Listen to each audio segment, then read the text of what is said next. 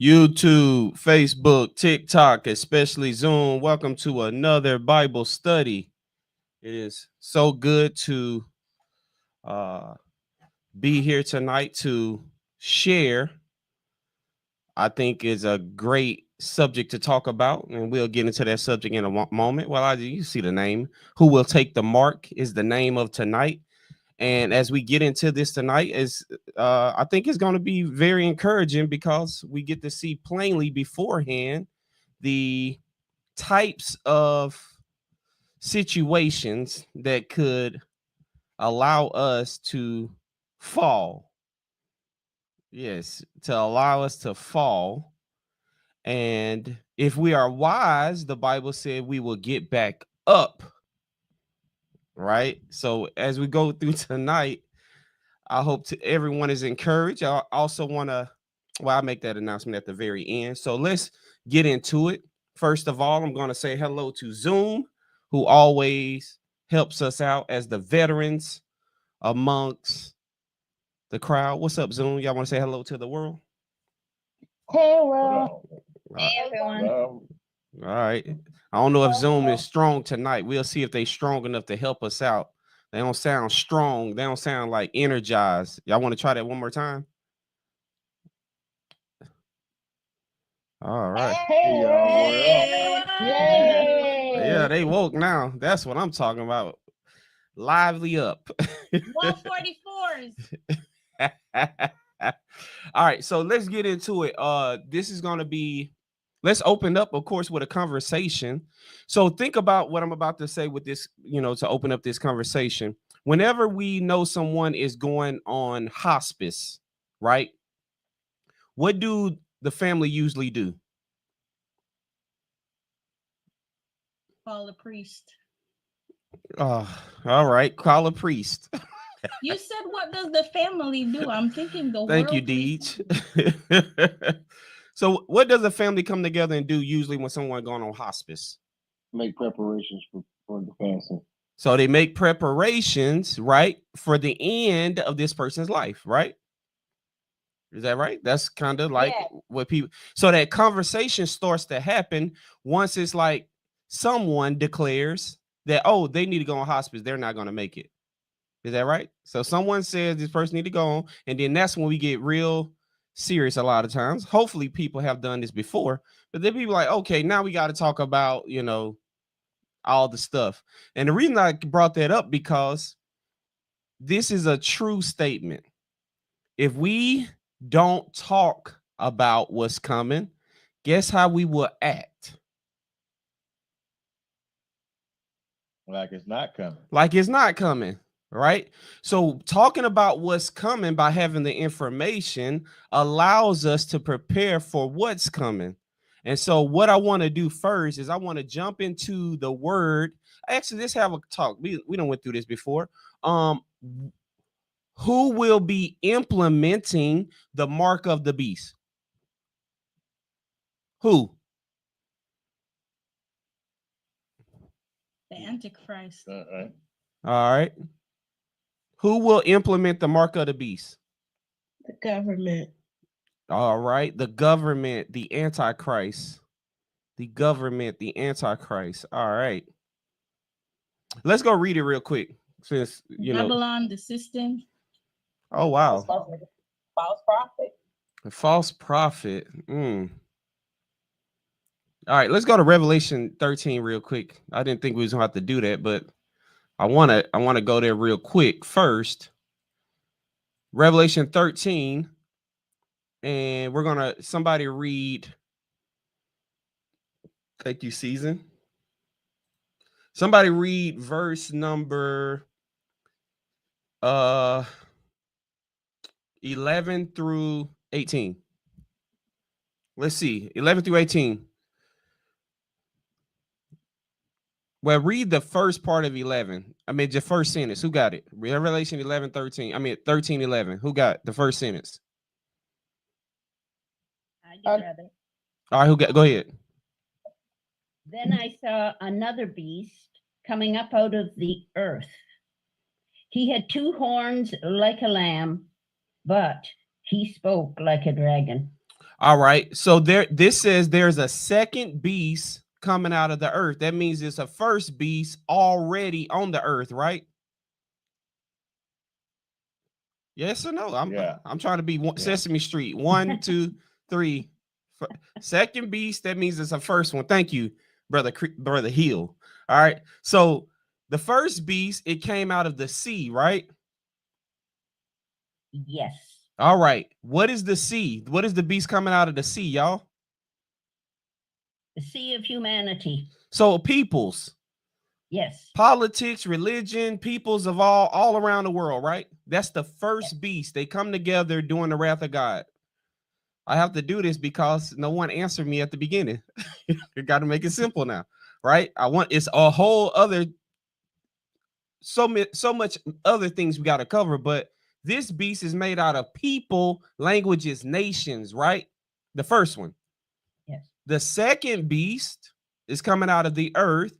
It had 2 horns like a lamb, but it spoke like a dragon. That means it looks like who? Jesus. Looks like Jesus, the lamb. It looks like Messiah, but actually it speaks like a dragon, like an angel of light. The deceiver. Right? An angel of light. That's what it looks like, right? Want to make sure. And go ahead with verse number 12. He exercised all the authority of the first beast on his behalf and made the earth and its inhabitants worship the first beast, whose fatal wound had been healed. So when this figure comes on the scene, it's going to endorse the first beast, correct? Is that right? Yeah. Yeah. It's going to endorse the first beast.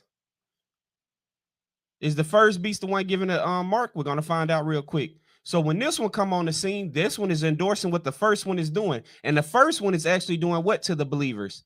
They're throwing them in prisons. There's slaughtering them. They have total control of the world, correct? Mm-hmm. That is correct. Yeah. All right.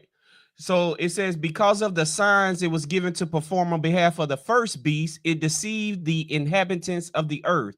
It ordered them to set up an image in honor of the beast who was wounded by the sword and yet lived. So it's going to set up an image close like in Daniel, right? The image of gold, remember? It's going to set up some type of image to be worshipped. The second beast. All right. Read 15 through 15 and 16.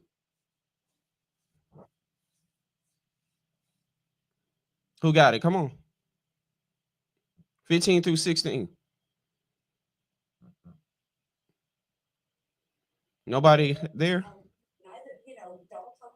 The second beast was given power to give breath to the image of the first beast, so that the image could speak and cause all who refused to worship the image to be killed. It also forced all people, great and small, rich and poor, free and slave, to receive a mark on their right hands or on their foreheads. All right. Who implements the mark of the beast? The second beast, Satan. The second beast, Satan, right? The Antichrist. Now watch this. It said it forced. All right, the question tonight is, who will take the mark? It forced all people, great, small, that means famous, not famous. Is that right? Correct. Yeah. Famous and want to be famous. If you want to be famous, the mark is for you, right? If you're already famous and you can't relinquish the fame, the mark is for you. It said great and small, rich and poor. So those who have money and those that really want what? Money. I hope y'all starting to hear it. I hope y'all starting to hear it. Who will take the mark? Famous, want to be famous. What? Rich already got the money, and those striving so hard to get the money, right? I don't want to stand rich and poor. Character matters. Character matters. I'm going to say that a lot today. It says free and slave, right? free and slave, locked up, not locked up, to receive a mark on their right hands or on their foreheads. So they could not buy or sell unless they had the mark. They could not buy or sell. They could not buy or sell. They could not buy or sell. They cannot go to the stores. They cannot go to the market. They cannot get what they want unless they have what? The mark. The mark. Y'all just caught it? Everybody just caught it, right? You can't do anything. So we used to have this statement. I haven't heard it from people being said in a while. It is, what is it? God dependent, Self-sustaining. Self-sustaining. right? God dependent. He might have to feed you with a raven. If you don't like food being brought to you by a raven, you may take the what? The mark. If you don't want to be wise beforehand and you know you love to eat, if you know you love to eat and you ain't stocking and storing stuff beforehand, y'all got it? You might take the what? The mark. Or lose a lot of weight. Or lose a lot of weight, right? You better get used to that raven coming and feeding you. Oh, he might have some pizza. Did God feed the Israelites in the desert? Yes, he did. sure did. Yes. Did they love the food? No. No. Oh, they complained about the food. No, y'all ain't hearing what I'm saying. They complained about the food, right? Huh? Yeah. They complain about everything. How many people y'all know around you complain about they have a refrigerator full of food? Huh? Have a refrigerator and will say something like, ain't nothing here to eat. We won't complain. Y'all just heard what I said. You ever saw somebody open? There's nothing to eat and there's things in there to eat. Y'all hear that? It's serious, right? So how do you prepare? You got to act like you're on hospice, right? You got to start preparing for real, because it's a mindset and a character trait that the Israelites had. Where did they want to go when they didn't like the food? Back to Egypt. Huh? Back to Egypt. They wanted they said we sat around what in Egypt? What did they say? All the good food. Huh? Go ahead, Bishop. What? I just summed it up, said all the good food. They had all the good food in Egypt. And so I'm tired of quail and manna. I'm tired of them wafers that God is sending. I don't like it. Who will take the mark? Will a complainer take it? Yeah. So we got it more to go. I'm just saying, like, y'all starting to see the setup though, right? How we think right now, really, let's just talk. Do y'all know you can't just switch in a moment, especially if you think about what I'm saying. Jesus is always throwing out seed, which is the word of God. He's always the sower, right? And remember, we talked about the sower. There's conditions of what? When the seed is thrown out, there's a condition of what? The soil of the heart. Is that what you mean? That's right. There's a condition of the soil, which is the heart. And your heart condition says either I don't want that, I get excited, but it ain't got enough root, or I want money and the cares of the world take it, or I'm good ground. Is that right? That's right. So we have to care about the condition of what? The soil. That's Our right. own soil. The soil, the heart. Oh, we going somewhere. We about to really dig deeper too, because this is the situation. The excitement of learning something new is different than experiencing this new thing. Is that right? Oh, yes. Say it again, Mother Teresa. Is that Oh, right? yes. Yes, Oh, sir. yes. The excitement of learning how to tread water and being thrown in the pool and treading water were two different things. Two extremely different things. So guess what God tries to do? I like that example. Look at you using all these parables. So there you go. Look, if I didn't teach my children this summer for swimming, this wouldn't mean so much. I couldn't just throw them in the water. I might have scared them too much to even get back in it. So you had to get them up to speed to want to jump in themselves. Is that right? Is that what God is doing? He's trying to get us up to speed to where we just want to be whatever he need us to be in the moments he need us to be it. Is that how God function? Just want to make sure. 100%. 100%. Because we're going to read a few things in the Bible tonight, and we're going to see the response of human beings when. All right, we're just going to let me finish reading this first. We'll see the response of humans real quick. So it says, the enemy will force all people, great and small, rich and poor, free and slave, to receive a mark on their right hands or on their foreheads, so that they could not buy or sell unless they had the mark, which is important. A lot of people talk about this, which is the name of the beast. A lot of people don't even talk about their name. They talk about what? 666. Is that right? But the Bible just said it has the name of the beast or the number. So you will be possession. Yeah, I remember back in the day, they used to take them steel, hot iron. What is it called? I forgot the name. The of it. Brandon iron. Brandon iron. Yeah, Brandon iron. So that could be the mark. Is that right? That could very well be. Okay, you want it? And you gonna go, huh? Right? And then you will heal up, right? Because the enemy is very wicked and crafty. So he might want you to go through pain to receive the mark. Is that right? Oh, we ain't thought about that, huh?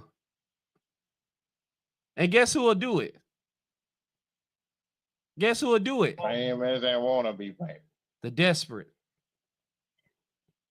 All right. It says it's The ones who do things, the right hand indicates action, and the forehead are those who are thinking. So either way, God knows you reveal what's in your heart either through your actions or through your thinking. You can hide something, but not from God. That's right. That's right. I want to go to Matthew 9. And I want to read. Let's go to Matthew 9, and then somebody grab Luke 5. Matthew 9, and somebody grab Luke 5. All right. So we're going to read two things. Matthew 9. Let's go there first. We're still talking about who would take the mark. And Matthew, we'll just read them together, actually. In Matthew 9, I just like how Luke add a little bit more detail. We're going to read 10 through 12 real quick. 10 through 12. So, actually read 9 through 12. I mean 9 through 13, my bad. 9 through 13. Who got Matthew 9, 9 through 13? Let's go. Who got it? Come on, who on it? I got it. All right, let's go. As Jesus continued on from there, he saw a man named Matthew sitting at a kiosk for collecting taxes. He said to him, follow me. And he got up and followed him. As Jesus sat down to eat in Matthew's house, many tax collectors and sinners joined Jesus and his disciples at the table. But when the Pharisees saw this, they said to his disciples, why does your teacher eat with tax collectors and sinners? When Jesus heard it, he said, healthy people don't need a doctor, but sick people do. Go and learn what this means. I want mercy and not sacrifice. I didn't come to call righteous people, but sinners. Let's talk about it for a second. What is Matthew? That's correct. Tax collector. So when were- when Jesus showed up in this guy's life, he said, "Follow me." Y'all got to hear these words. Well, a lot of times we don't take the time out to really hear "follow me" and how somebody immediately drop everything and follow him. You know, y'all know how we work in this country. Come on, I'm gonna just talk what's real. Y'all know how we work. We got to make sure the sun is shining, is no rain, huh? We got to make sure the weather is right completely. It's not cold. We got to make sure our money is right, huh? Security. We have to make sure our family agrees with what I'm doing with my immediate family, right? The people I love, before we consider following. Y'all gotta hear what I said, Messiah. Y'all know that's how we work. And then what we do, we say that's counting the cost. Yo, and we'll use it all out of context. We got to make sure there's not snakes outside my door. We got to make sure all these things before we follow Jesus. Y'all got to hear what I'm really saying right now. We got to make sure everybody agrees and think it's a good idea for me to follow Jesus before I consider it. And that's how it works in the West. That's not how it worked when God was on the scene, and which he's still on the scene. He said, "Follow me." He immediately got up. Is that what it says? He got up from he could have had a line of people wrapped around the tax collector's booth, right? And he could have thought, "Hey, yo, let me make the rest of this money, and then I'll come." But y'all hear what I just said? The opportunity was there, and he chose. Watch where we got about to go with this. When Matthew got up, what did he say he did in verse 10?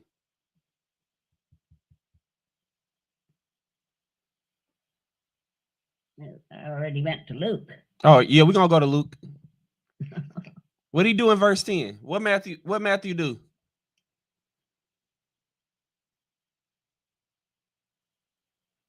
All right, since you in Luke, you can read Luke. No, I'm back at Matthew. Matthew now. invited him to his He was house. having dinner, right? Yeah. Yo, I need y'all to understand. This ain't just like you hungry, come and eat.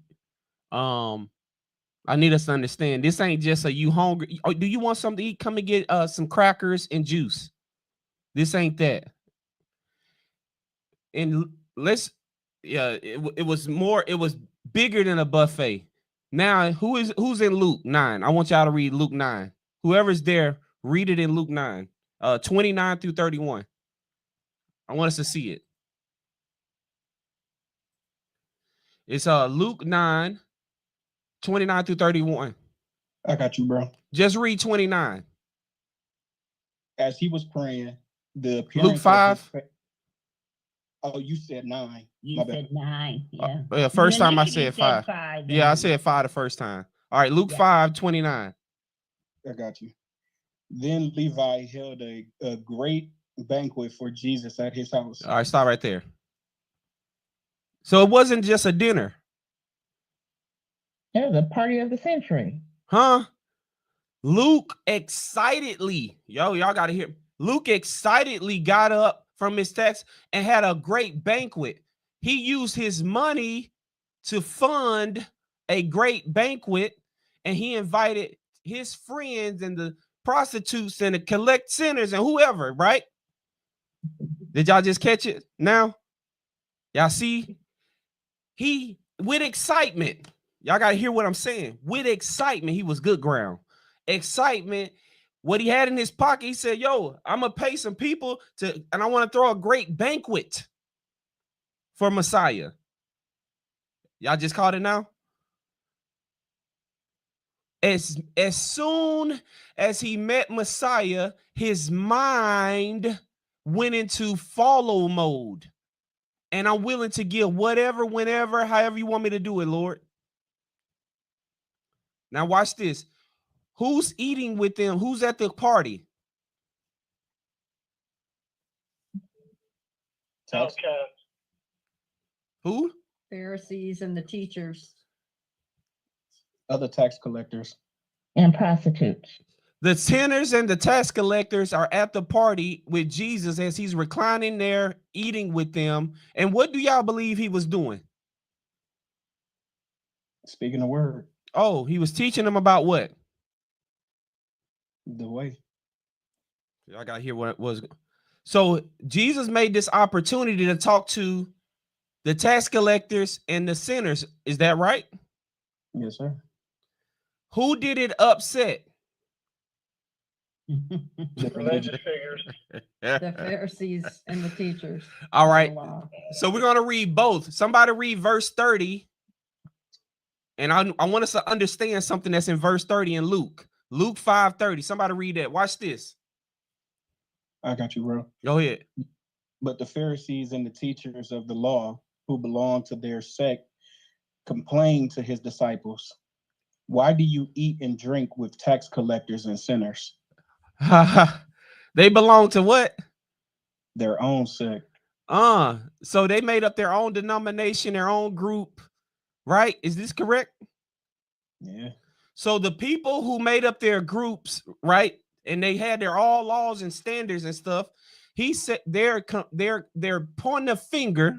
Come on, Pookie. They're pointing a finger and saying, why is he doing it like this? So, and watch what I'm going with this. In this particular verses, who will take the mark? The religious. The ones that say, why they doing it this way? Did y'all catch It's it? definitely gonna be religious ones, because from my experience, most of the time when you arguing with religious people about things of the world, because if in their mind they feel like this is right, the government is right by doing this, and they will bring up Bible scriptures and everything just to prove that instance is right, and it can be totally going against what God wants you to do. 100%. Go ahead, Pastor Derek.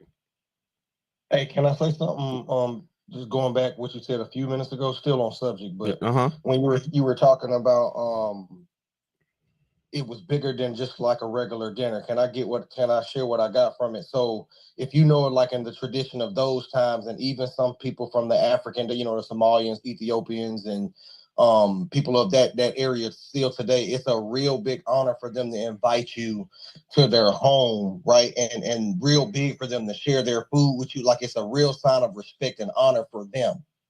And matter of fact, let me correct one of the things I said. A lot of nations, because I had a friend of mine who was Asian and his house burned down, and I just wanted to go there and support him. And it was so much of an honor for him that he made sure that I was there when they rebuilt everything, and I had to be there to receive the food. And the reason why I'm bringing all that up is like you said, it's bigger than a dinner. Because Jesus said, man, open the door up and whoever sup with me and I sup with them. And that's what he's saying. It's like, it's such an honorable, and I'm trying to bring you in. It's such a welcoming and come enter and share with me. And it's such a servant mindset. So it's like he's saying, like, basically what comes with that, like, come sup with me and I'll sup with you. So I wanted to, man, no, that's good, bro. Because when you think about it, it's almost like Matthew called all his friends who knew they needed to hear what Jesus had to say, and said, I'm going to throw a party so he can speak. I'm going to throw a big banquet for him to speak, because guess what he's doing?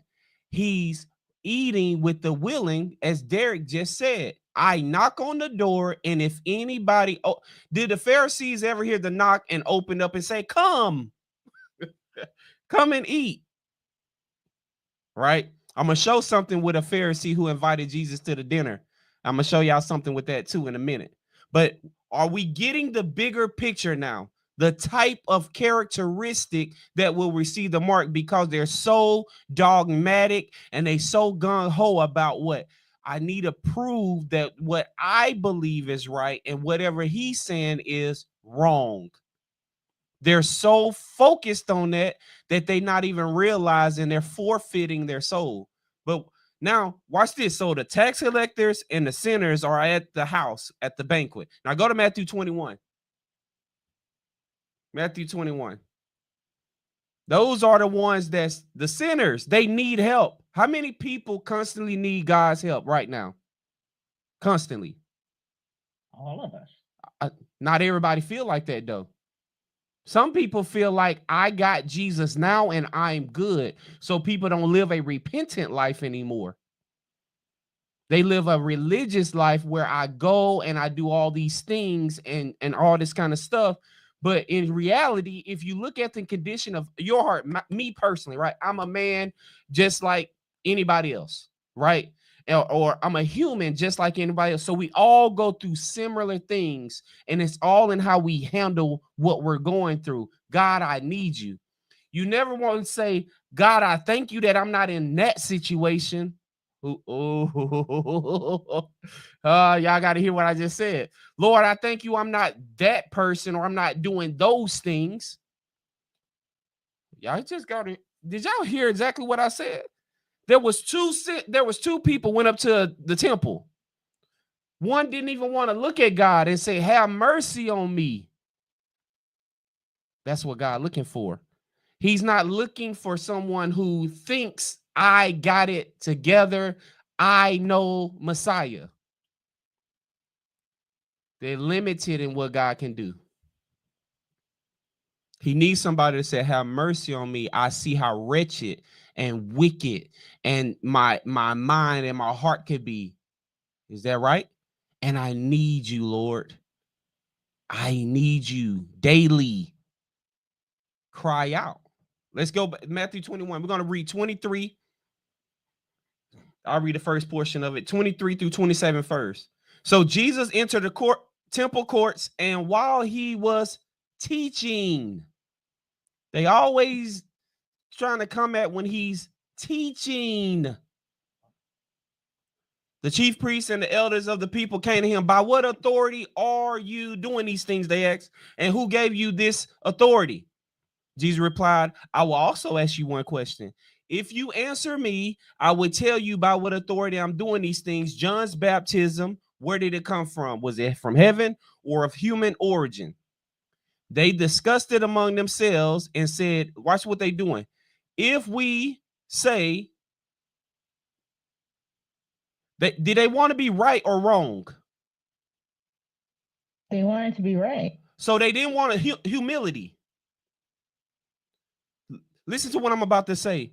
People who want to be right and don't want humility will take the mark of the beast. I guarantee it. They can't change. They can't change the way they think. The Israelites could not just change. You know what? He set me free. He did these miracles, right? They want to be like how they want to do it. They want to be right. They discuss it. Look, it's like huddling up. They huddled up and they discussed it among themselves. If we say from heaven, he's going to ask. They're playing. That's called craftiness. That's being crafty, right? They not just innocent and childlike. Did y'all notice the way the disciples asked Jesus questions was childlike, and the way that the Pharisees asked them was crafty and like, I'm trying to catch you in a trap? There was nothing innocent or pure about it. Remember what he said? To the shrewd, I sow myself shrewd. To the innocent, so be careful being crafty. I'm just letting you know, be careful trying to be crafty and not innocent. There's a difference, and I'll discuss that in one moment. But if we say of human origin, we are afraid of who? The people. They did not want to turn who against them? The people. So they would rather turn who against them than who? They'd rather turn Jesus against them than the people. Who's Jesus? Oh, y'all, Son of God. Are y'all hearing it? Look, are y'all hearing it deep tonight yet? Are y'all hearing it? These people would rather turn Jesus, God himself, against them than the actual people who they are controlling. Did y'all just? So is that going to happen? Is that going to happen during the beast out of the sea? People are so afraid of people being against them that they turn who against them? Jesus. Y'all caught that just now? Watch what he do. I just want to. Oh yeah, we read slow and we go slow for this reason right here. If you have fear of man, will you take the mark? Yes. Huh. If you are afraid of man, is it a strong possibility that you can take the mark? Very strong. And not just being afraid of man, needing man's approval. Dependent upon man's approval. Yes. Remember what I said a while ago. God wants us to be God dependent, self-sustaining and self-sufficient. God wants to teach us how to depend on him. That's what he wants. We're gonna keep going. Watch this. They answered Jesus, we do not know. Watch what he do. To the shrewd, I show myself shrewd. Then he said, neither will I tell you by what authority I am doing these things.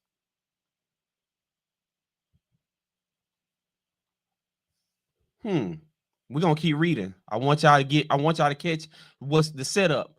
Not the parable of the two sons. Watch this. What do you think? Watch what he do. What do you think? He's still talking to the Pharisees. Y'all got to hear it. And the tax collector, he's still teaching. There was a man who had two sons. He went to the first and said, son, go and work today in the vineyard.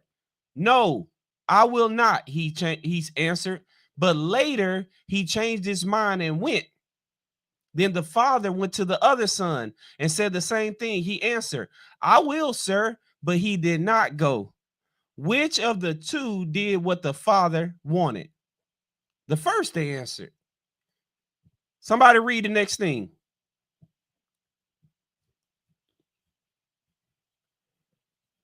Somebody read it. Jesus said to them, truly I tell you, the tax collectors and the prostitutes are entering the kingdom of God ahead of you. For John came. Keep going.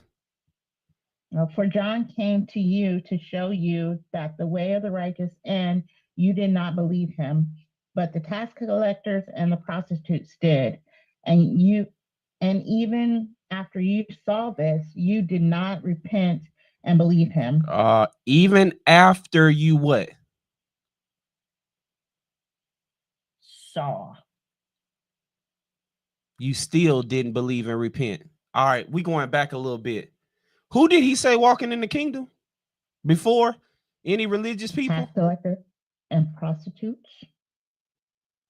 So the sinners. So the people that's most likely destitute and know they need God, right? And they're in a space right now where they are ready and willing to receive him and sit at the table and eat with him. See, they want to sit at the table and eat with him, right? The people that do these things will most likely not take the mark. But guess what? The shrewd,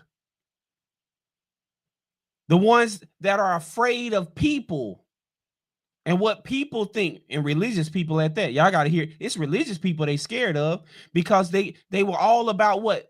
Baptism and what John thought and all this, what John did. They were very scared of religious people. That's almost identical to saying the leader of a religious organization is scared if he say the wrong thing, he will lose his what? Position. Congregation. That congregation, right?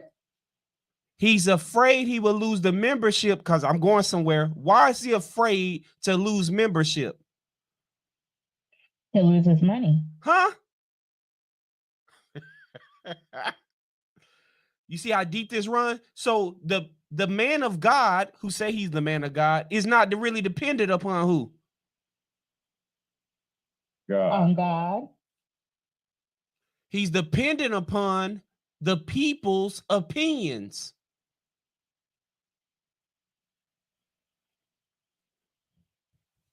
Did y'all catch it? Again, these are the type of people. All right, I'm going to Matthew 27. We got to keep going. We flowing now. Let's go to Matthew 27. So this is when we're gonna read 1 through 5. Somebody read 1 through 5. This is when they are doing what they do to Messiah, crucifying him and stuff. Watch this. Pay attention to this. Tonight, the question again is, who will take the mark? All right, somebody read 1 through 3 first. Let's go. Who got Matthew it? 27, 1 through 3. Early in the morning, all the chief priests and the elders of the people made their plans how to have Jesus executed. So stop right there real quick, bro. Got it. What are they planning? To have Jesus executed. What is one of the 7 things that God hates? Murder. Right. To bear false witness for murder. Hands that rush to shed, yes, to shed the blood of the innocent. Hands that shed the blood of the innocent. Are y'all listening to that? He didn't do anything. This is an abomination of God, what they're doing behind the scenes.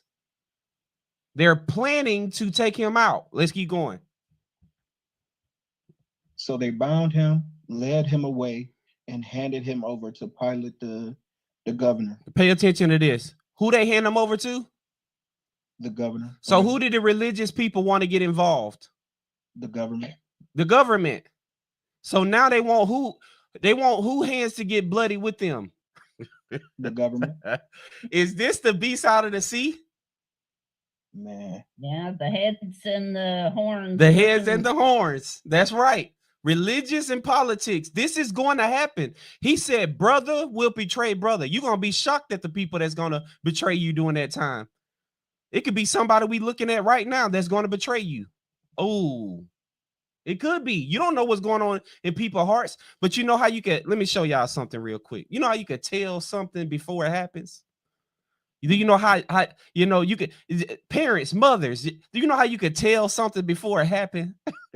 Y'all know that little thing, the intuition thing y'all be having, right? And the discernment that God give to tell you, so you can see how somebody operating before it happens. Isn't that how Messiah saw a certain disciple or his disciples? And some of them couldn't come to the certain events. If y'all remember, some of them didn't come to certain events. You can tell beforehand how people are operating, what they love beforehand. Am I lying? Or are we blind? You can tell, you can see what people love beforehand. Let's keep going. Verse 3. When Judas, who had betrayed him, saw that Jesus was condemned, he was seized with remorse and returned the 30 pieces of silver to the chief priests and the elders. Stop right there. He had godly sorrow. Did he? He was sorry he got caught. Now, watch this. I said this for a reason. He was seized with remorse. But all that time he with Jesus, he should have known Jesus would forgive, right?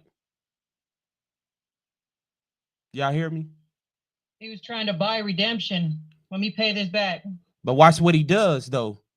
Because remember, I just said what the abomination was. Watch this. We're going to read it. Keep reading, bro. I have sinned, he said, for I have betrayed innocent blood. Ah, there it is. The abomination. The detestable act. Hands that rush to shed innocent blood. If you go look at the 7th thing God hates in Proverbs, you will see that. Hands that rush in to shed innocent blood. He was remorse because of the detestable act he just did. He could have repented. It's quite amazing that he did detest it. Like he had just hoped that this Jesus wouldn't allow it and he could make his money, his love of money. He wanted that 30 pieces of silver. Mother Teresa, who was Judas though? Who was Judas to The Jesus? disciple. He's a disciple, right? And he was with him the whole time. But the whole time he loved what more than Jesus? He loved money more than Jesus, but did he know he loved money more than Jesus? I think we all know I have that. a soft spot for Judas, but he not for what he did, okay? But he not for what he did. He betrayed Christ. That's the most wicked. It was better that he never be born, Jesus said. But the fact that, like, immediately, this didn't take him years. Oh no. Oh no. He saw it. And the first thing he did, he wanted to get rid of the money. He was so quick to get it. Now he wants to get rid of it. But he admits, I have sinned. Maybe that's where I feel for him. Remorse. I don't know why. I don't want to feel badly for Judas. No, that's fine. You can feel that's grace and have mercy. That's fine. You can feel grace and mercy for people. That's cool. Because that's what Jesus feels. Think about how long he's allowed Satan to be. Betrayed Christ. Why I know. is it even in me? What is it in me that still after all these years I just go, oh, Judas. It's Maybe I wanted him to be saved. I don't know, but I ache for all the Judases. But listen to this though. This is important to understand. Love of self before love of God will always lead you there. The love of yourself, you loving you more than you love God, will always lead you there. Always. I don't care how dedicated you've been to the group, right? If you love yourself, it's going to show up at some point. It's going to sneak its ugly head up. And guess what God doesn't want in his kingdom? People that love themselves. Didn't he say love your neighbor as you love yourself? And it says value others above yourself. It's like thinking of others above you. Very few people genuinely can do that. Most people do it when it don't cost them anything. Mm-hmm. Most people value people with words and like encouraging words, right? But when it comes to like putting mammon down to help somebody and go above and beyond, most people won't do it. They love themselves more, but they would appear as if they don't. Remember when the woman took the perfume and the disciple, I ain't gonna say his name. The disciple was like, yo, hold on, man, that's expensive. We could sell that. Yeah. That's right. Self-preserve. That's mean you don't depend on God. When you put if you understand this, watch this. If you know for a fact you can't keep yourself alive, you know, somebody can feel a heart palpitation or a ache in their back and run to a hospital because they think the doctor is going to what? Huh? Cure them. Save them. Save them. The last thing somebody do is pray. They pray after the diagnosis. Right? That's the last thing on your mind. Is God first. It's more like, oh, what did I just feel? I'm gonna go to the hospital. Oh, my head been hurting for 2 days. I'm gonna run to the hospital. Oh my God. You see how this works? It's love of self. It's no dependency upon God, who is the actual creator, who can bring healing, but we don't believe that. Even if we saw it, even if he did it before, that's what happens. Self, love of self does it. This is why God operates. This is why the 2 laws of love. Love him with everything and your neighbor as yourself. When you operate that way, you take self out. It's hard, but it's possible. All right, let's finish up. Let's keep going. 6 through 10, bro. I mean, where were you at? I was at 4. Yeah, 4. Go ahead. My bad. I'm gonna start over. I have sinned, he said, for I have betrayed innocent blood. What is that to us? They replied. That's your responsibility.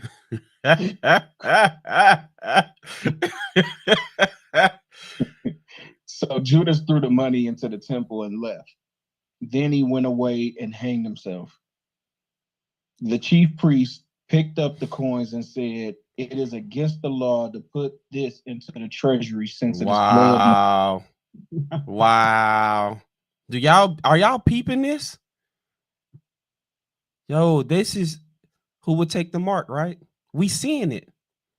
We seeing the characteristics. We're seeing it play out. This is us all over again. We operate through these ways. Yo, all right. Keep going, bro. So they decided, you said to 9, right? Mm-hmm. So they decided to use the money to buy the potter's field as a burial place for foreigners. That is why it has been called the field of blood to this day. Then what was spoken by Jeremiah the prophet was fulfilled. They took the 30 pieces of silver, the price set on him by the people of Israel. They believe God don't see. This is crazy. This is the type of stuff that's about to happen in our land. This is about to happen. I'm letting you know, you will be betrayed by somebody you may love. That's possible. It's very possible. Messiah spoke about it a lot. He spoke about it a lot, like the future. This is what's going to happen. And I'm giving y'all all of this because there's a reason why he was telling them beforehand. Go ahead, teach. But there's a reason why. I'm going to show y'all in 1 second the reason why. Go ahead, bro. Bro, it's so crazy because they like cherry picked when they wanted to be quote unquote righteous. Wicked enough to plot to execute someone who is innocent, but then after it happens and say, "Hey, it's against the law for us to take this." Like, bruh, it's crazy. But yeah, and like I also kind of think about what Bishop said when he say like, we are them. Like, bruh, we could be operating in this same capacity if we're not locking into the way. Yeah, choosing when you want to be righteous is dangerous, ain't it? Bruh. Today I'll be righteous. Tomorrow I'll be wicked. That's right. Jeez. All right. Y'all ready to get back in it? Y'all good? All right, we're gonna keep reading. So we still in Matthew 27. I want to show something here. The type of people, y'all pay attention to the type of people that. So we're gonna talk about Jesus now and before Pilate. Now watch the type of people that's going to take the mark of the beast. The type. Meanwhile, Jesus stood before the governor, and the governor asked him, "Are you the king of Jews?" "You have said so," Jesus replied. When he was accused by the chief priests and the elders, he gave no answer. Then Pilate asked him, "Don't you hear the testimony they are bringing against you?"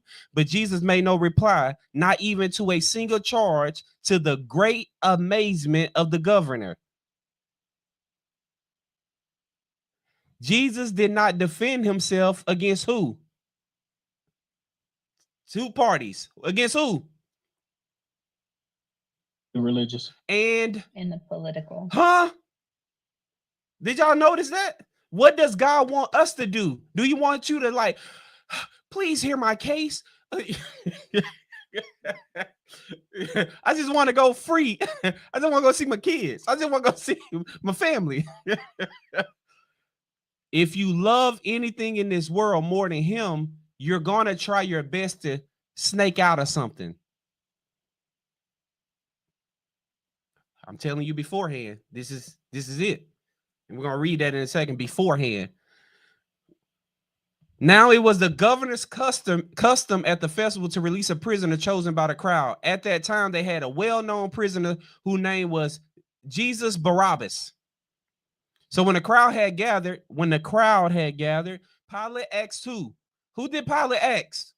Huh? The crowd. The crowd. Can y'all hear this now? Pilate is not even his own what?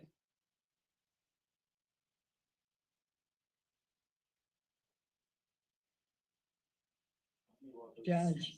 Decision maker. He wants what the crowd wants. This is coming. The governor wants what the people want? Watch. Which one do you want me to release to you? Jesus Barabbas or Jesus who is called the Messiah? For he knew, watch this, it was out of self-interest that they had handed Jesus over to them. He knew what, y'all? What did he know? What did Pilate know beforehand? That Jesus was innocent. Did y'all catch it now? He knew it. Yep. He knew before, but he couldn't make a what? Decision. He knew before.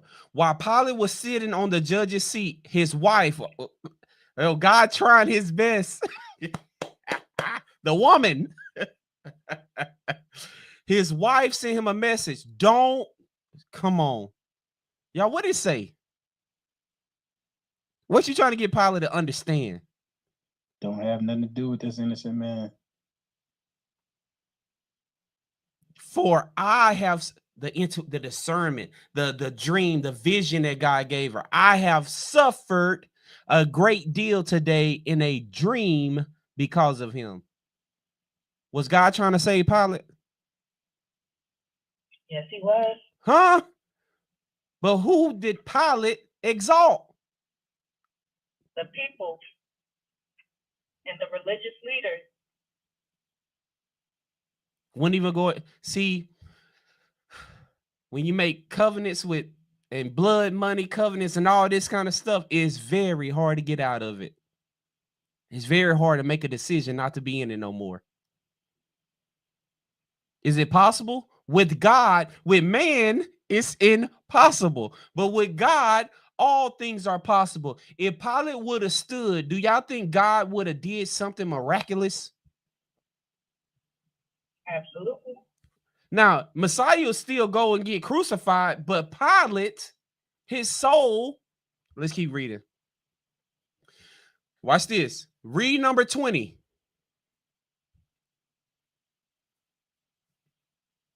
Who got it? Matthew 27:20. I got you.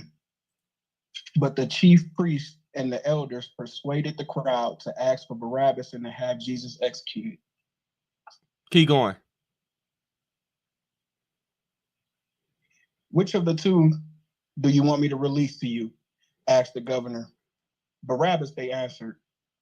What shall I do then with Jesus who is called the Messiah? Pilate asked.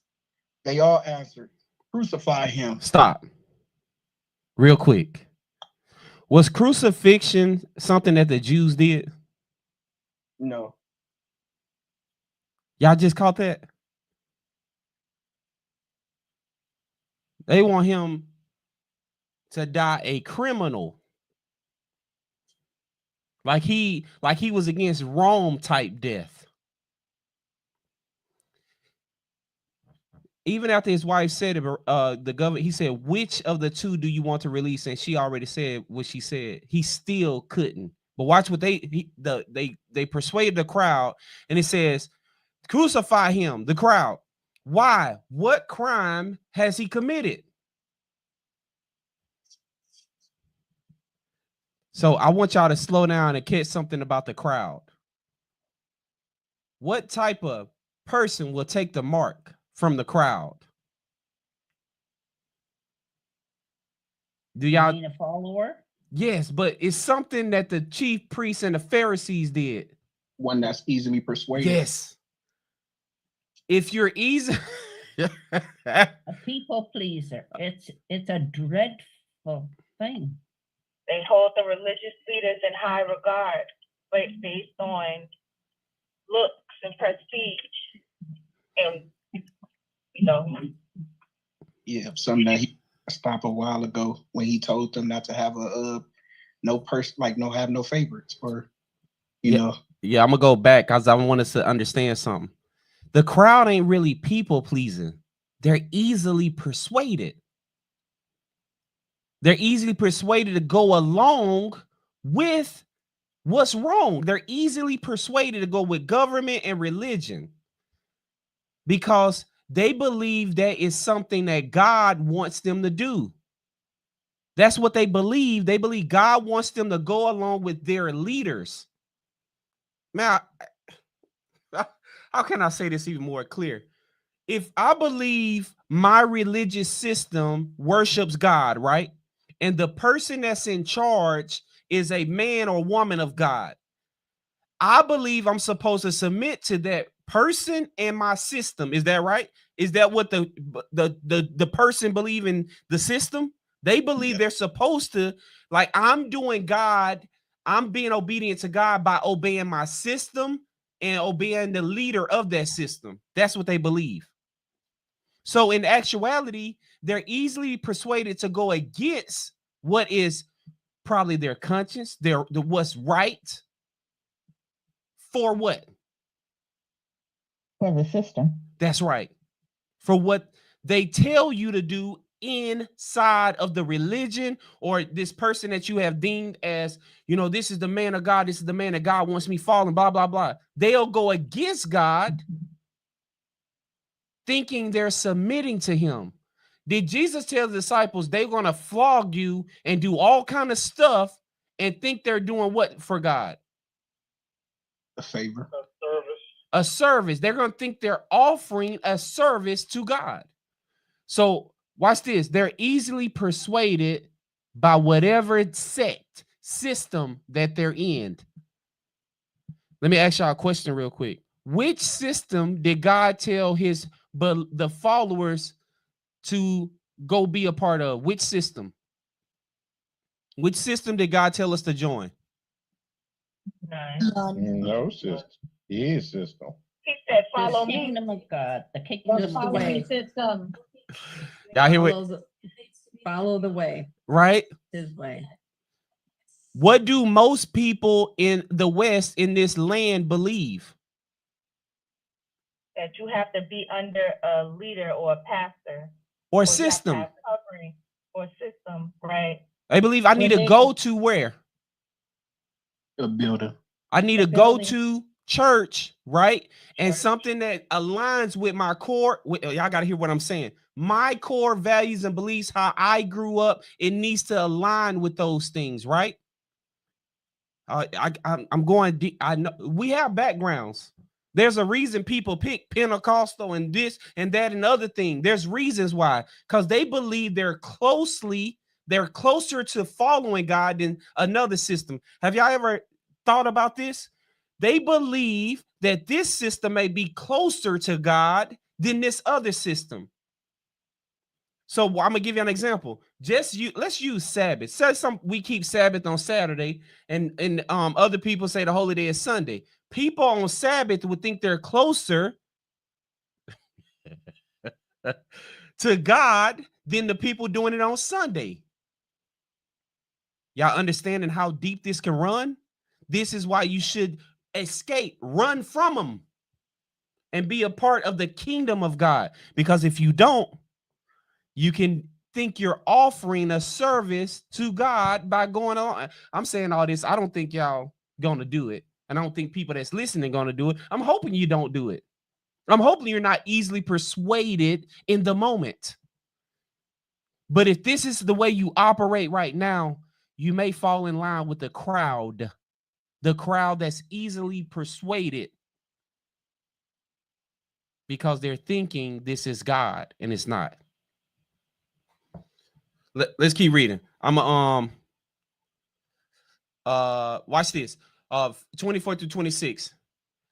While Pilate saw that he was getting nowhere, but instead an uproar was starting, he took water and washed his hands in front of the crowd. What did he try to do? Say he's innocent. Say it again. He tried to say he what? Say it again, bro. Innocent. He was trying to wash his hands of all guilt. The way he would have washed his hands is listening to who? God. Through who? His wife. Huh? His wife. He would have washed his hands if he would have just listened to his wife. But he kept going because he's operating from a position of power. So he don't want to be considered a coward to who? People. To the crowd. to the crowd. But in Revelation, it says outside are the cowardly. Is that right? That's right. So I would rather not be a coward to the crowd, but actually I'm a coward in the kingdom, and I'm okay with that. He really wasn't okay with it. Look what he's trying to clean up his He's been convicted and he's having a hard time with the conviction. And that's why I think I feel for Pilate. You feel for Pilate now? Because it was there. Jesus saw it there. Jesus doesn't waste his resources on someone he knows whose heart is hard. He sent the dream to the wife because he saw in Pilate this heart that pleased him. But the other insecure heart he owned that loved the power and loved the approval and loved the praise and loved his position, didn't want his bosses looking at him as a weak man, that was greater. It wasn't that he didn't really believe, and that's scary. It's one was greater.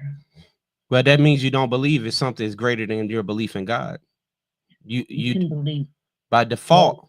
He might have just needed more time. Might God have given him more time before his life end? Let's see when we get to the other side of glory if Pilate got redeemed somewhere along, but this was part of his journey. Mm-hmm. I hear you. All right, go ahead, Becky, and then Kim. You know, this took a whole nother spin for me because from my understanding, I thought because Pilate, you know, said he wasn't going to hurt him, he wasn't going to kill him, that it kind of saved him in a sense, you know, because he didn't do it. So now for me, it's like, that's crazy. Like, and when you said cowardly, like that hit hard. Like I didn't look at it in that perspective. I didn't go that deep. And it takes a whole new, it just gave me a whole new perspective. Like, wow, like we got to really be careful. Mm-hmm. Like really careful. When you guys say 10 toes down, that's like, even if you're in power, all that stuff, like it's everything. It's not just little things. Like even that action was cowardly. You got to remain childlike the whole time with God. You can't get to a place where you think you have arrived. Remaining childlike is, if you look at your children and you've been training them, they'll usually repeat things. They're like, my daddy said, my mama said, that my daddy said, my mama said. It's almost like you got to be like that, because a child that's operating like that is not easily convinced and persuaded by anybody. When a child operates like that, they're not easily convinced and persuaded. They say, my daddy said, no, that's not. And they might come home and ask you again. But if you watch this, if you don't train your child, you'll start to see they've been easily persuaded by friends, right? You'll start to see it. You might ignore it, but you will see it when you don't train them. And that's why God trains us. He wants to train us. So where it's like, I'm not doing anything unless my father says so, and I'm not easily persuaded. When do we start to function like this? That's the key. I'm trying to give us the nugget. That's the key. It don't matter what anybody say. God told me don't do that. And that's what you say. God said don't do it. I'm not doing it. Point blank period. I'm not easily persuaded. It's where you want to be with God. Be careful. That's powerful. Yeah, that's powerful. Be careful. Huge. That's right. He said, look to the children. The children are letting you know how to operate. I don't care how old you get. Moses, 80, 90, 100, was still operating childlike. He's just doing whatever God say. It don't matter. All right, go ahead, Sister Kimberly. Modern day, if you wonder if you're part of the crowd or if you wonder if you're Pilate, step back and look at yourself and say, well, do I only wear this brand of shoes? I only drive this brand of car. Oh, I got to go see them in concert. If you're a follower of any kind other than of God, you might want to reconsider your spectrum on just how far left in left fields you are, because, oh, I have to have my nails done. Oh, I have to have this new Stanley Cup. that if you're following trend to that extreme or trend at all, one might want to reconsider and really talk to God about where you stand with actually listening, following, and obeying God. Because it goes along with whose voice is loudest and who do you respect it, who you respect. Where your backbone stands. That's do you right. have a backbone, or do you just want to fit in with everybody else and or have better than everybody else? This person's kid, look how they dress their kid to school, but you got a whole college fund set up for yours. You didn't think about going to go shop for that kid. That's right. All right, we're gonna get back into it. We're gonna start to close down the last little section of this. So I want to read. So after Pilate has washed his hands, he said, "I'm innocent of this man's blood. Is your responsibility." All the people answer, "His blood is on us and on our children." Then he released Barabbas to them, but he had Jesus flogged and handed over to be crucified. So he get him over to the soldiers. They flog him and they take him. They twist thorns, and that's in 27. They spit on him. They beat him. They mock him. They took off the robe, put on his clothes. They let him awake.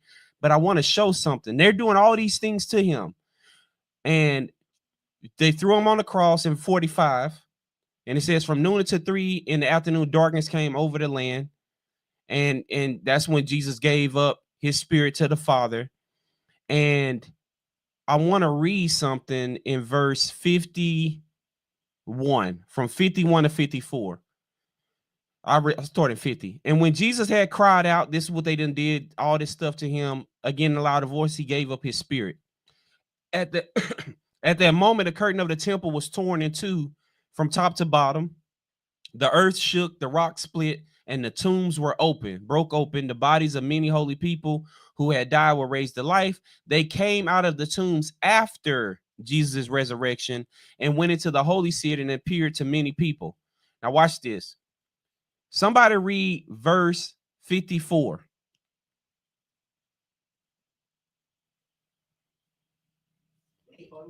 When the centurion and those with him were guarding Jesus saw the earthquake and all that had happened, they were terrified and exclaimed, "Surely he was the Son of God." Stop right there. From what y'all know, what y'all just catch? From what you know, what you just catch? They didn't really believe that he was the Son of God. They went along with what they were saying. They weren't even thinking about what this God or what they with God or for God. All right. There's some more. That they were terrified and they realized that they made a mistake. Okay. It was too late. No, it's not too late. I won't say it's too late. But what did y'all peep? In verse 54. Read it again. Somebody read it again. I want y'all to peep something. This goes in alignment with what's coming with us. Are you talking about that earthquake? Huh? Are you talking about that earthquake? What you pick up? So The dropping of the censer. Right, but what you pick up in these things right here? What did you pick up in this verse? A connecting. I'm sorry. Right, it's a connection there. So the centurion and the guards and stuff, the people who was beating him and doing all this stuff with him, right? Yeah. Remember, they was just mocking and doing all this, but when they saw what? I saw the earthquake. The earthquake. What did the earthquake do to them? It shook them. Yeah, but keep going.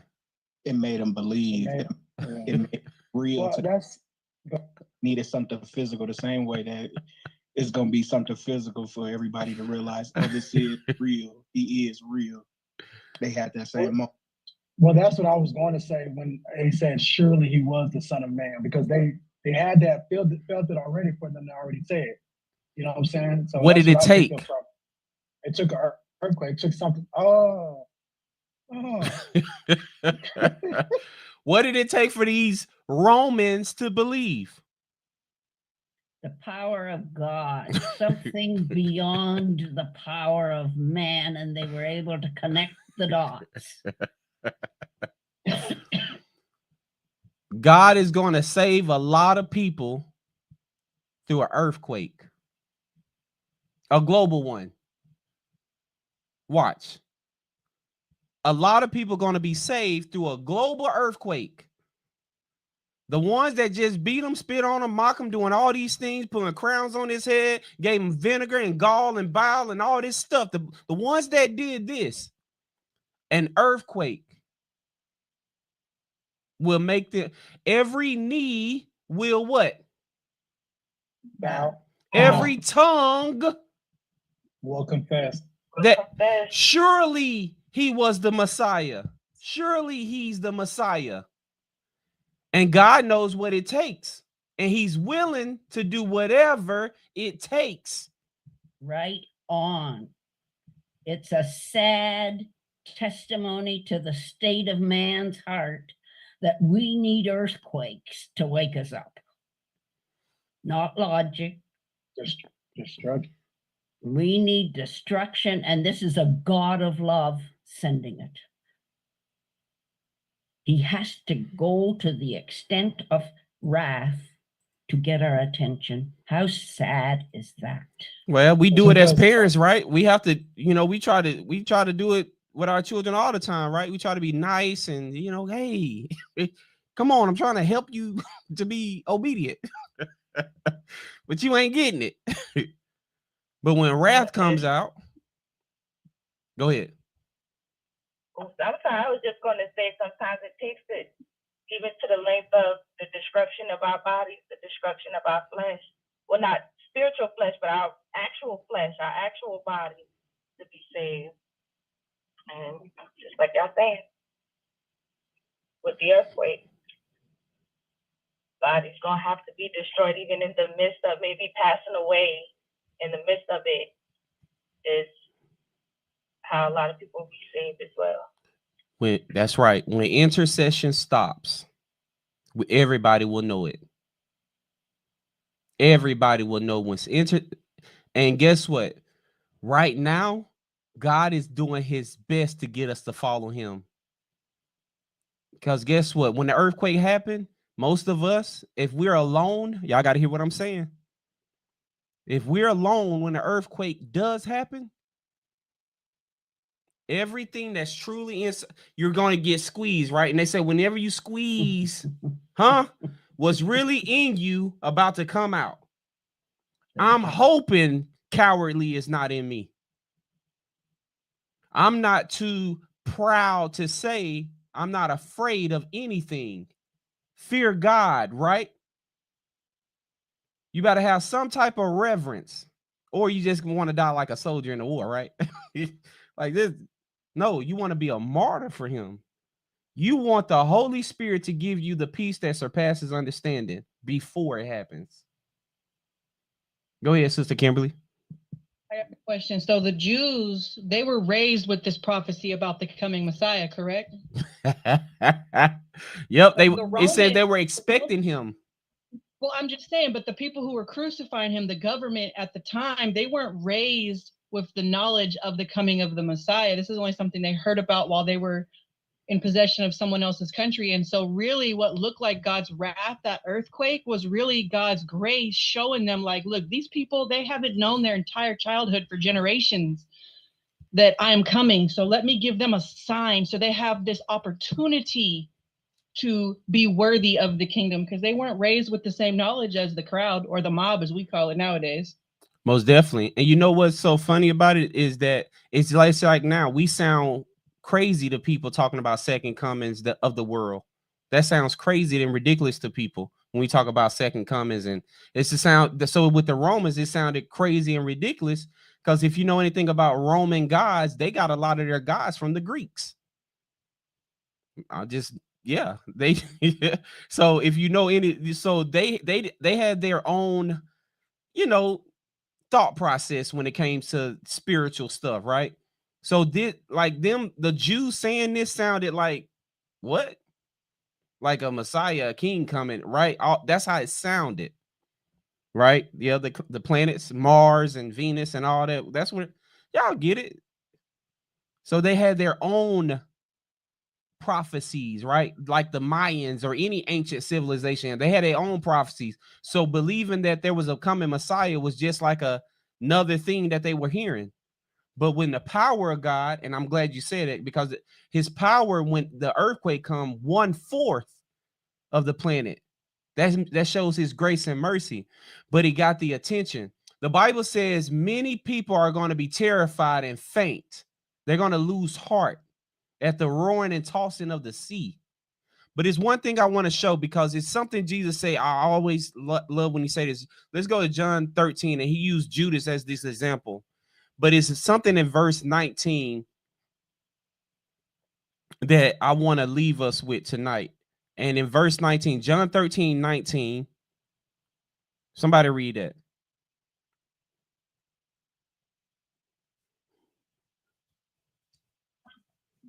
I am telling you now. Oh. Go ahead, bro.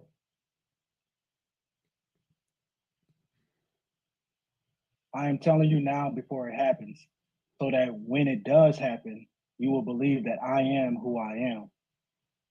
Very truly. No, stop right there. You good. Oh. Y'all just heard that? This is how God operates. With who? Who are you talking to?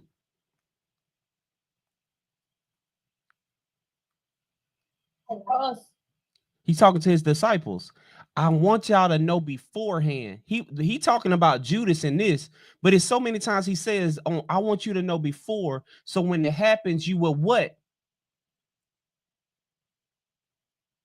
Believe." God knows we are struggling right now with our belief system. Do y'all know that? God knows we're all struggling with our belief system right now. So watch this, when the earthquake happened, it's supposed to strengthen our belief. When the Messiah was resurrected, did it strengthen the disciples' belief? Yes. But when he was crucified in that moment, what happened to all the disciples? They ended up going back to what they did. They was afraid. They was afraid. They ran and all these things. And Peter, like, I don't talk like him. I ain't with him, right? And a few days later, Jesus is resurrected. And now everything he had said for 3.5 years mean so much more. So God even knows, with us having information, right? We have the information. God knows we have the information. And when something happens, he knows that we're going to struggle at first. He knows it beforehand. Now watch this. It's up to every single person to remember. Does God say, remember, do not forget, remember, do not forget, remember, do not forget? Is that all through the Bible? Remember and do not forget. So God knows we will struggle. So I don't want anybody here to be filled with pride like they're ready to go through a great tribulation. We're not. But we are. I understand what I'm saying. We're not. We don't even, we think there's no food in the refrigerator still. And there's a pantry full of things in the in the house. We want something else. I'd rather just go get something else. I don't want, y'all know what I'm saying.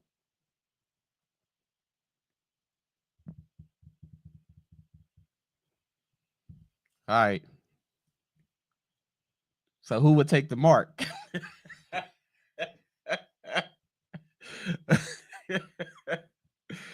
Oh man. We gotta talk about the boot camp diet. I ain't see that. We struggling with the boot camp diet. Hey, I really hope tonight was encouraging, letting everybody know that it'll be a while before I do another Bible study because I have other business to take care of. But I'll be back soon, maybe sooner than you think. So it'll be a while, but we do have our brothers in line right now to continue the Bible studies and stuff. So, you know, we got other things we got to be doing.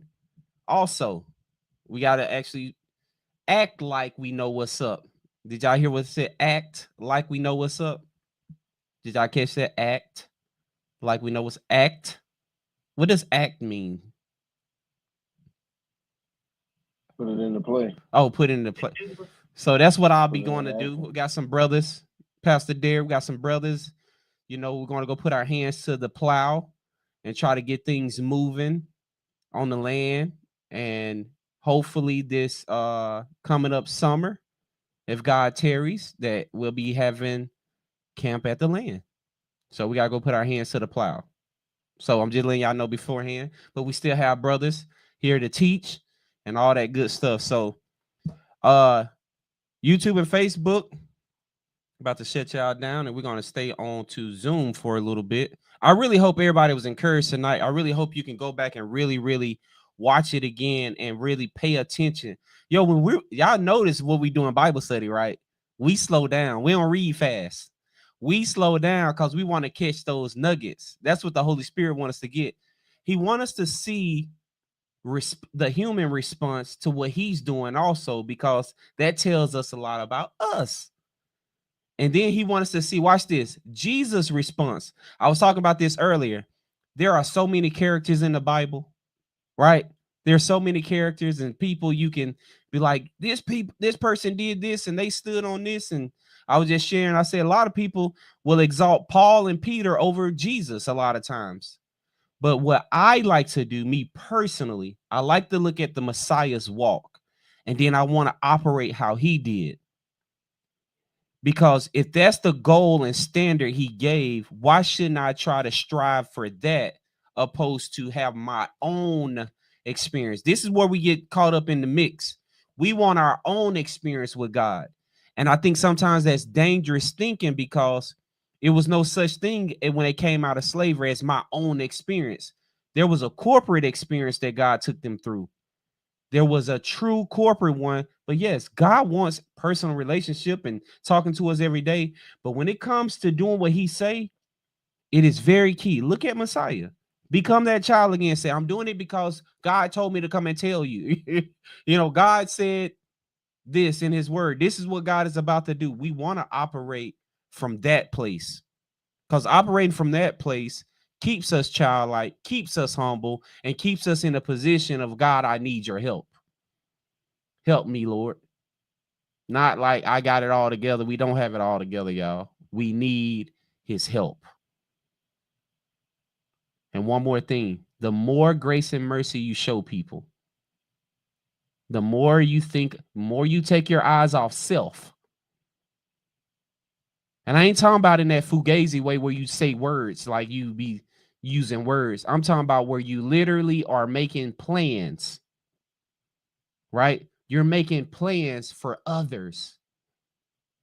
You're making plans for the children you're training. You're making plans for the whoever you're leading. It's about them. It's not about pleasing them. It's about them. It's about serving. So once we get into the mode of serving, we will have the heart of Christ. The reason we don't have the heart of Christ is because we only serve when we talk about God, or when we have some event or something to do. We're supposed to serve daily and watch the power of God. All right. So YouTube, Facebook, I'm going to shut y'all down. We're going to stay on to Zoom and TikTok for a little bit. But tomorrow we have our Patreon. You know, it's going down. So if y'all want to be on tomorrow, join Patreon and see what the group is working on. I'm just going to keep it like that. It's very exciting stuff. Everybody ready? Nobody saying anything. Yes, sir. Y'all ready for tomorrow? Yes, Yep. sir. Okay, I hope y'all hear that. It's some excitement there. We're doing something special on Patreon. So if you need to go over there and catch up, go to Be Strong and Courageous, our Patreon. Go catch up on what we've been doing, because tomorrow we're going live, right? I cannot wait to smile and giggle and have fun with y'all. All right, YouTube, Facebook, y'all have a good one. Peace, grace, and love. Until next time, spend a lot of time with God, a little time with self. We out.